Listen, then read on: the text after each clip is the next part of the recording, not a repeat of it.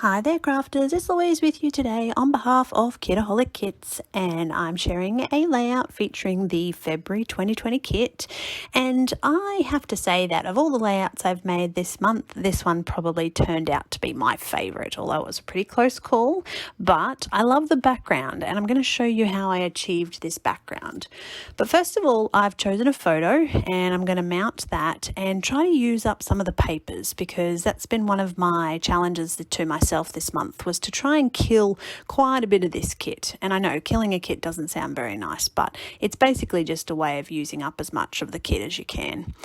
This particular photo is of Master Z with our little baby girl Zara, and I really wanted to use this photo with this collection because I think it really matches in quite well with some of the sort of the happy elements that are part of this month's kit. So I'm having a bit of a play around with some layers in the background. Again, nothing too technical going on here, just sort of deciding how I want this layout to look, what elements I want on here. I'm going to put all this together, and then once I know where everything's going, I'm going to have a bit of a play around with the background stencil.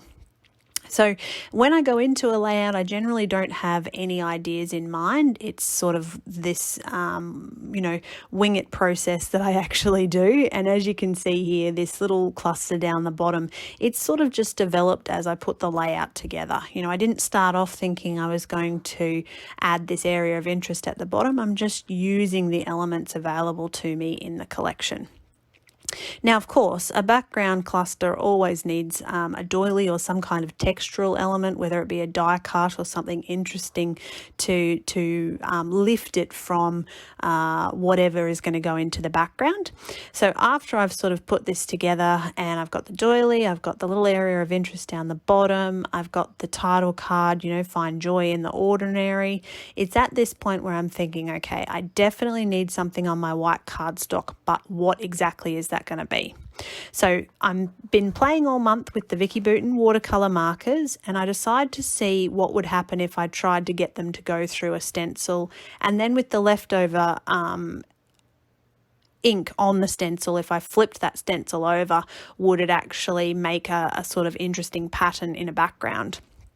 So once I'm satisfied that I do like the way this looks, I'm going to add a little bit of colour, and you can see I've marked off the area of my layout that's actually going to be covered by photo just with a pencil, so that I know where I actually want to put this colour.